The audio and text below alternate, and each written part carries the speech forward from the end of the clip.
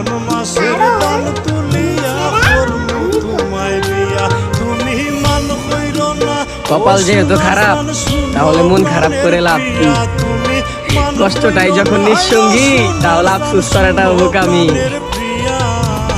আগুন মাসের দান তুলিয়া করমু তোমায় বিয়া আমার ময়না ঠিয়া। আগুন মাসের দান তুলিয়া করমু তোমায় বিয়া।